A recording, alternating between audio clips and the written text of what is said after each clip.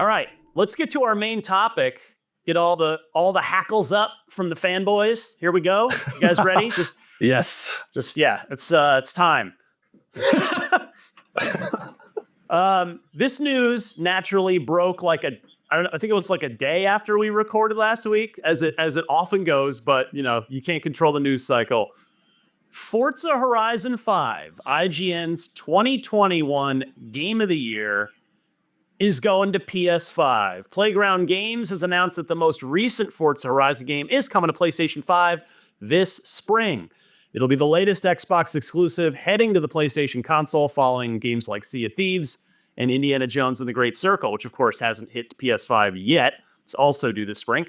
PS5 version was developed by Panic Button in partnership with Turn 10 and Playground and will feature the same content as the Xbox and PC version. Furthermore, car packs and the Hot Wheels and Rally Adventure expansions will also be included. So, Phil clearly meant what he said, and Danny, you good job, by the way, in your Phil interview. Phil clearly meant what he said by no red lines in the portfolio. So I jotted down a few thoughts of my own, but I want to hear from you guys first. Danny, your immediate thoughts. I know you've had some time to digest this since this did happen several days ago now, but are you surprised? Are you upset? Like, where are you with this? With one of the, I mean, it is the, like, I guess if we were to say quality-wise, score, like it's arguably the best Xbox game there is, and it's now going to PS5. I mean, this is, to me, is my all-time favorite racing game, honestly. Like, I love the Horizon series, Here's the thing, and I think I mentioned this on the show here before. Last year, I was at DICE when the business update was coming up, and, I was talking to friends from the industry, a lot of devs. I was asking them, like, your thoughts about, Xbox going multi-platform. And honestly, the majority, maybe I think every single person I talked to said, hey, that's good for us. Like, when we make games, we want our games to be everywhere, as many people as possible. There's a lot of people from the PlayStation side and even from the Nintendo side that have never experienced an Xbox game.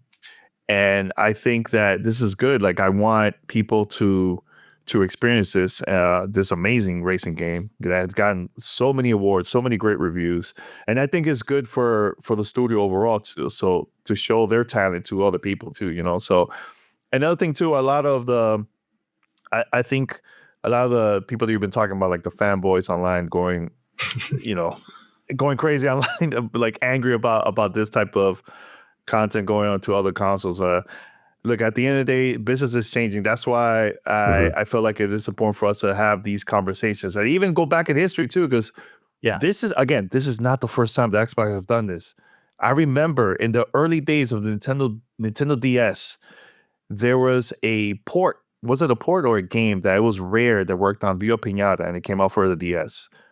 Where was their outcry from back in those days? Wasn't there a Blue Dragon on DS too? I think it was also Blue Dragon, and also Bungie was working on a Halo game for the DS too, and it never came out. So at the end of the day, business has changed. We have to get used to this. It's gonna happen, and if it's successful for Xbox, don't be surprised if PlayStation are gonna do the same thing in the future. Because at the end of the day, all these companies want money. It's all about the money in business, So I don't have an issue with this. I think this is even better for those people that still play this game and it's kind of dead because there's not that many people playing it, right? Now you're gonna get a new group of people that's gonna play and make the game even more fun, because now it's gonna feel like that we're back again. You get what I'm saying? So I don't see an issue with this at all. I saw, before I go to Michael, I saw a tweet response to something you posted up today, Danny. That was about kind of, which one? It was a guy that was mad that you were like asking a question about, like, oh, what if, I forget what it was. What if this goes to PS5? And the guy, I was dying laughing. The guy was like basically blaming you / us, the media, like that it was our fault that games were going to PlayStation 5. It Oh, is. yeah. Like, Like we had tons of meetings with Phil. company makes business decisions based on what like a handful of media people have to say. Shit, y'all better give me a cut then. And here's the thing. Imagine back then that DVDs was exclusive, right? Like at a certain platform, and that's it. Back in those early days, right? And people that made TV series or movies that released it on that only platform that's only available there, right?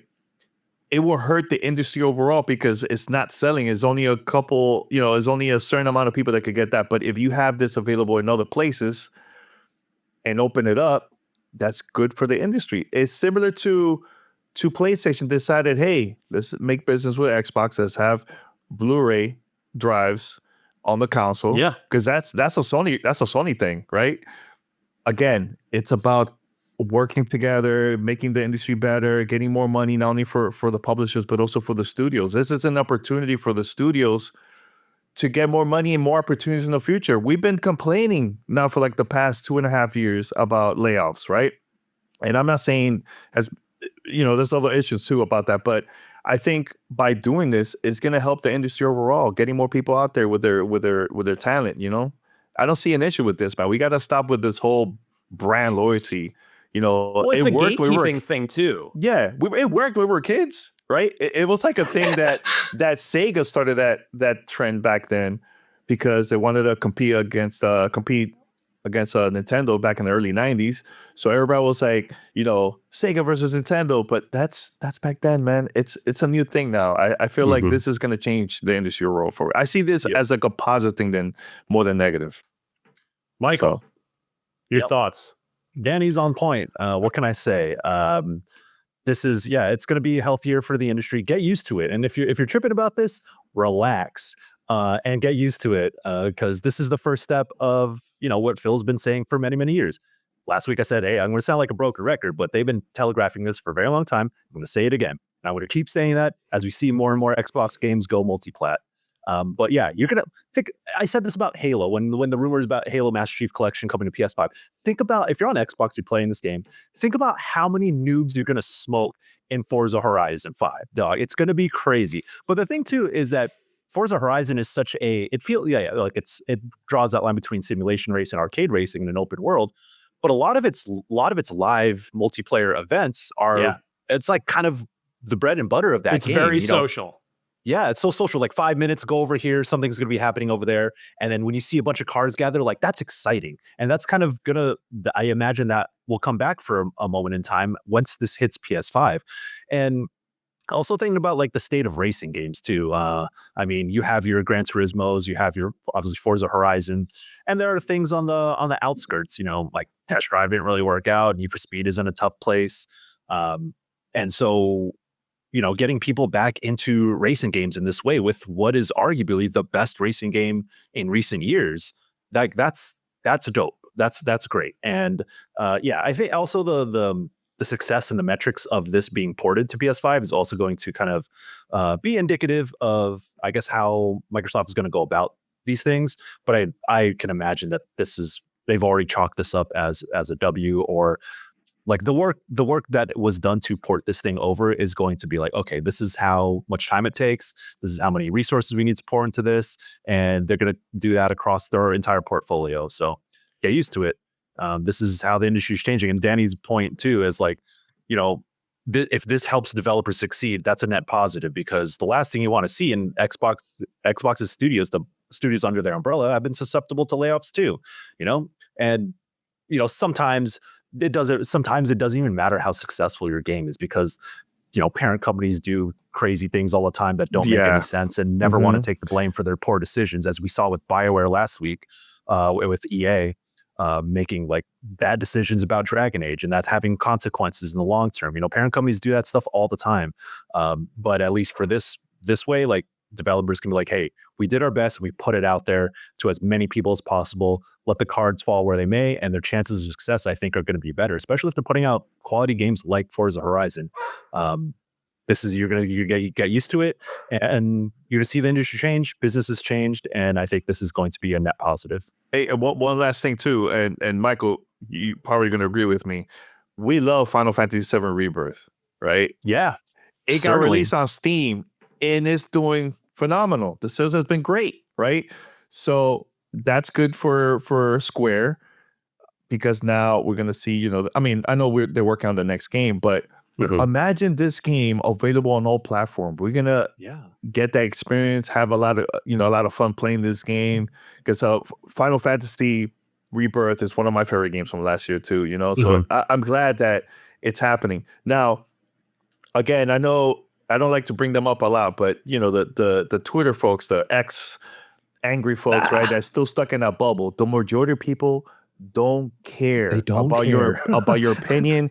They don't care about that at all. I remember seeing tweets where people were saying, "Oh, Sea of Thieves is coming on PlayStation 5. Oh, it's gonna fail. It's gonna fail." It was number one. It was number one for a while when it came out for the PS5, Yeah, it's a and great game. that's a great game. Great for the It's a very community. social game too. Very social game, yeah, and that's great for Rare. And that's a phenomenal job for Rare for them, getting the opportunity to releasing that game on PS5. So we could go Yeah. on and on with this, man, because it's so frustrating when people don't know about the business and they Yeah. just they take things so personal about these type of decisions. Look, do I agree 100% with everything? No, but we got to get used to this. The industry is changing. If they're doing the same formula for so long and it's not working, why not go make some changes and do something like this that it's going to work for the company, So look, Nintendo Switch 2, don't be surprised during the Direct if we get to see some Xbox games there, I mean, we're going to see a lot of this in the future, I think.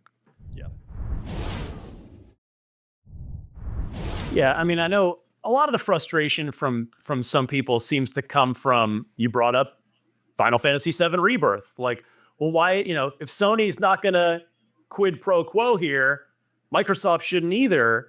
But, well, no, I think Square, if you ask them today, would you like to put Rebirth on Xbox? They would probably say yes, but they signed a deal with Sony a while back that is preventing that. And I mean, they've even straight up said, like, in not so many words, we're not going to be doing exclusives anymore. Like, we need to put our games on everything because that's just what the business need is. Yeah. And yeah, like Sony and the people that are like, well, why shouldn't I just buy a PlayStation 6? Go for it. And if you want to pay 70, or my guess is it's going to be $80 a game by next gen. You want to pay 80 for Xbox games on your PlayStation 6 versus subbing to Game Pass on an Xbox console or PC? Cool. Like, Xbox just wants you to play the games. They don't really care how you're paying for them, whether it's through a subscription or through full retail price. Now, I wrote down three things. I had three thoughts I wanted to go through on this. One, nobody at this point should be surprised, not if, but when Halo follows, whether it's Master Chief Collection, as heavily rumored, or Infinite, or probably both. Because now, like, Forza, as I think we'd all agree, is part of that like inner circle of Xbox games as we have historically known them, with Halo, with Gears, with Fable, and then Forza's the fourth one in there.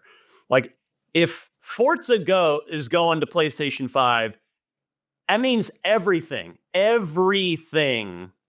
on the table. Now, maybe Forza Motorsport, they elect not to move because maybe they don't want to go even bother trying to compete when Gran Turismo is already super established as the sim racer on PlayStation. I don't know. But this is now one of those top tier, I'll steal the Yankees thing of Core 4. It's like one of the Core 4 Xbox franchises that's going multi-platform. So from this day forward, anybody who says they're surprised when, not if, Halo, Fable, and Gears follows this and goes to PlayStation, you're lying to yourself at this point. So you should not be surprised at this point moving forward. Thought number two on this, as far as Forza Horizon 5 itself, and just looking at this specific game in a vacuum under a microscope, and this specific move, not in the bigger picture of what Microsoft's doing, Forza Horizon 5 is a perfect choice to bring over to PlayStation 5. It's 3 years old. So let's be real. There's really nobody left on Xbox or even PC really to sell this game to. You're tapped out. Everybody that's bought your game or engaged with it on Game Pass has done so. That's already happened. So it makes a ton of sense for Forza Horizon 5 specifically because of its age. And there is just a massive install base on PS5. They're winning. Shocker. We all know this. They've got a massive installed base, and Microsoft can go over there now to that installed base and sell their one and only legitimate, actual, decorated, award-winning game of the year to that whole new audience. So you have it's not like porting over, something small, even Hi-Fi Rush, which is, just a great game, but way smaller scale. Like this is you have a legit chance to move a lot of units by putting Forza Horizon 5 on the PS5. And as you guys already touched on, Forza Horizon 5 is such a great social game. And hopefully, I don't know if you guys read this and maybe I missed it. I hope this is the case. Hopefully, Panic Button is working with Playground, with Turn 10, with Microsoft, and with Sony, and we're going to get crossplay here so that if you're on PlayStation 5, you can play with your Xbox friends, and if you've got it on Xbox, and your buddy who has a PlayStation texts you and is like, "Hey, I just picked this up. You want to play?" That gives you an excuse to fire it back up on Xbox, and you can play together. So hopefully that happens. And then my point number 3 is, I will say I am now left to wonder what the thinking at Microsoft is behind games that aren't going straight to PS5. And I'm not trying to be like tongue-in-cheek.